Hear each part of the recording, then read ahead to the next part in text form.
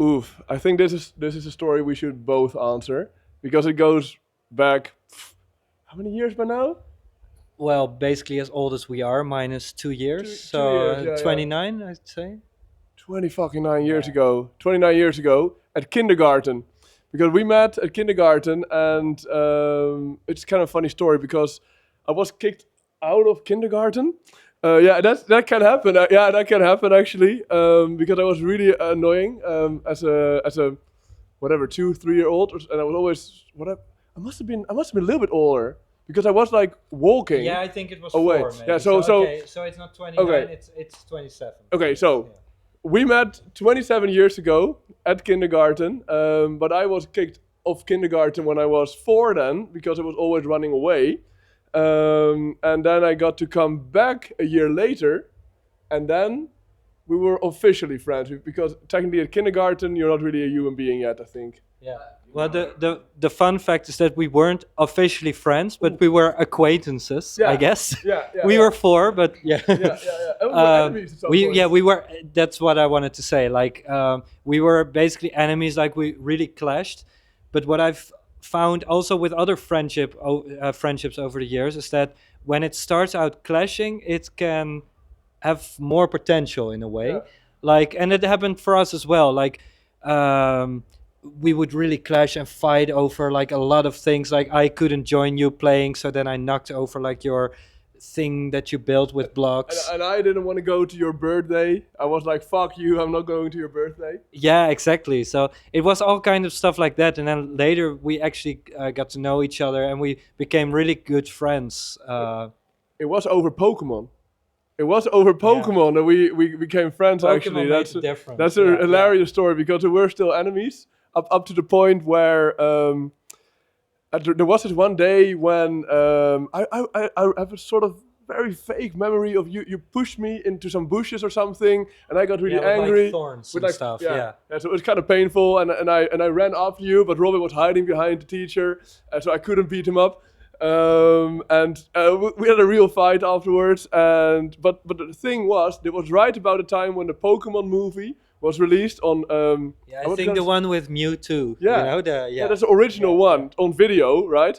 And I really wanted to see that movie, but I couldn't, and Robin had it, so I was like, fuck, I gotta be friends with him now. And so we became friends, we watched the movie that afternoon, and we've been friends ever since. I guess I'm not an expert on the story of Ash and Gary, but I do remember vaguely that they were like rivals or something. Yeah, until they became friends. And I guess it's the same with us. Like, and Pokemon, like the film, made a difference. So He's definitely Ash. He looks like Ash. yeah, He's definitely Ash. I'm getting him a cat next time. yeah, definitely. We need to get him a cat. Yeah, so after that, we always did like music related stuff, like from the age of 10, I guess. And we always did different things. So it started out with us making funny songs. I had this like electronic keyboard. So we would make some like beats or music and then make funny songs on that. But it wasn't really serious. Then later on, when we were 15, 16, we were together in a punk rock band as well. But like everything we did was fun for a while, and then it kind of stopped. And yeah, But the question was like, where did the name T Sugah come from? And that only happened a few years afterwards, when we were coming back together to make music. And we were, I think, at the time at my parents' place. Because I seem to recall my mom was always bringing us tea. I seem to recall. yeah, but also my mom. So Okay. I think we would be Yeah. at either one of the places. We Yeah. were living at home and the moms would Yeah. be bringing tea, right? So at some point we finished our first track. We were like, we gotta get it up on SoundCloud. I was gonna say Yeah. Spotify, but it Yeah. was SoundCloud. And but you need an artist name in order to have a profile, in order to do an upload. So this is not going anywhere. We're just gonna go for the first thing we see. And what was Yeah. there? Tea, on the table. So we're like, okay, T Sugah, let's stick with it. And a few releases later, it took off. We did like this KDB remix, it got picked up on Yeah. Liquidity, it took off.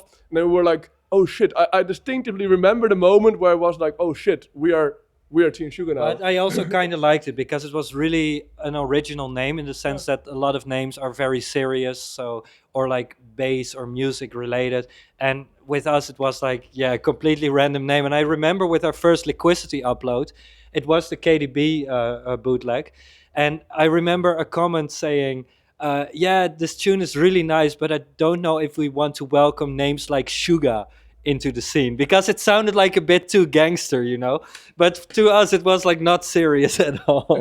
It was not serious, but the spin-off has been great. I mean, the fact that you can build a whole brand around like tea and tea jokes and like it's a massive gimmick. And I mean, high tea is purely built around the fact that we were called T and Sugah, and we were like, fuck, we want to do events. What do you call your event where you're like called T and Sugah? Of course, you call it high tea. So in a way, I mean, Netherlands, high, it makes so much sense, you know. The high tea logo, if you look at it, it's also kind of like a smiley that is high. So it's kind of in there if you pay close attention. Yeah. Yeah, it's a combination of a smiley and like a cup of tea. You know, you have the waves and the eyes above it are also like it's also smoke that's coming from the tea. It's so real yeah, trippy. It's yeah, real trippy. exactly. So, Oh, cut. Coming in. Oh. Yeah, never mind. I can take it. yeah, I'll also.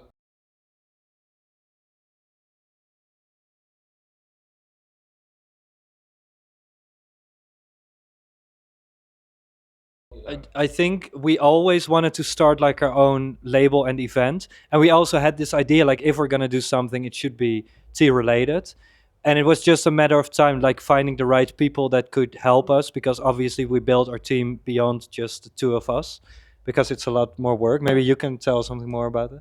Well, I would say what we always intended to do if we set out on like doing events and label and whatever to be like to represent the full picture. You know, we want to be the full picture of the music industry in a sense that many people don't know this, but we also have like a booking agency branch affiliated to High Tea where other people are working. So we love being more than just an event. We want to have a sound. We want to have artists that are with us, that are playing on our events more than once, you know. Otherwise, you don't have a soul. I think an event without a record label is great, but it doesn't have what, at least in my opinion, it doesn't have a certain soul because you kind of want to know the people and the artists and understand the sound. So I feel like for me, it's always been one thing.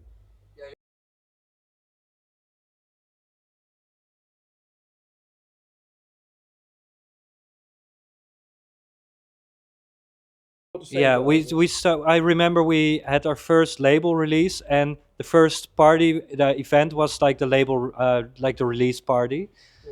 And we slowly from there we were looking at like what more can we do, like to, yeah. Of course, merchandise came later, and also the booking agency came later. But in essence, it has been like always the label and the event, you know.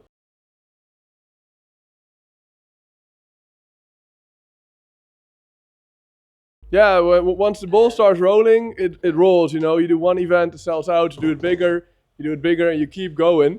I don't know. Is that my phone? Oh yeah, that's my phone. This guy is throwing with my phone. Hey, I'm still trying to upload something. Turns out. Thank you. My usual story with the festivals. Now I gotta check my phone. Cut. Hey, it's not me who will be cutting that.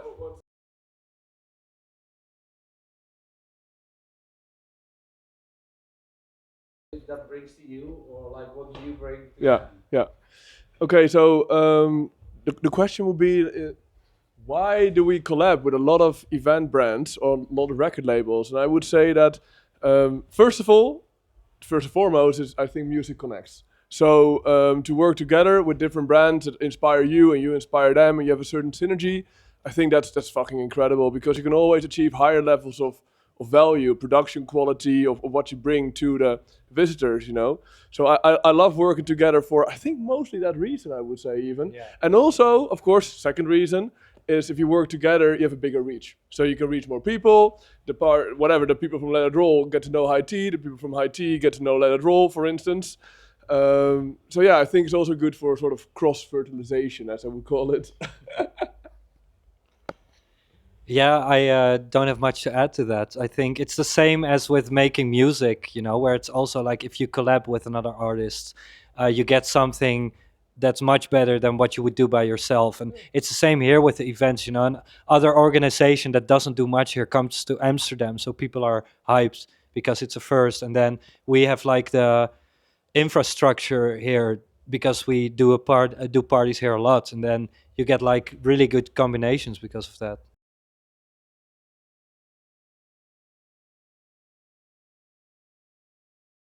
Yeah, the fact that we got to do a stage on Let It Roll was like really a dream come true, I'd say, because the last time we've been to Let It Roll was years and years ago, and then we were there basically as ravers.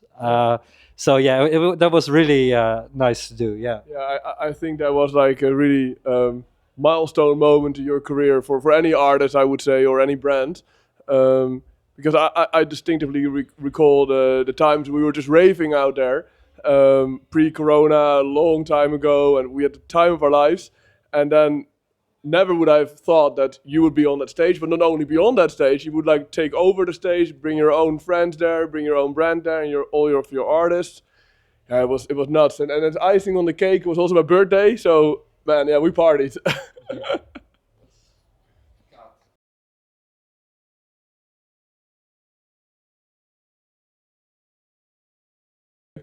So I would say what is happening now in drum and bass is fascinating because what you're seeing is you see growth in any of the key territories and also outside the key territories now. I mean the USA used to be an untapped market in that sense. No one would go there. It would be mainly ruled by dubstep. Dubstep was king, you know, and you see it is changing now. You see like many drum and bass headliners going over there. We're going over there in September. So yeah, that's super exciting. So I would say you see a really good trend, and I think TikTok helps with that. Funny enough, because they're like fast music, short format videos. That really helps, you know. So through TikTok, I would say in a weird way, it's helping us out, man.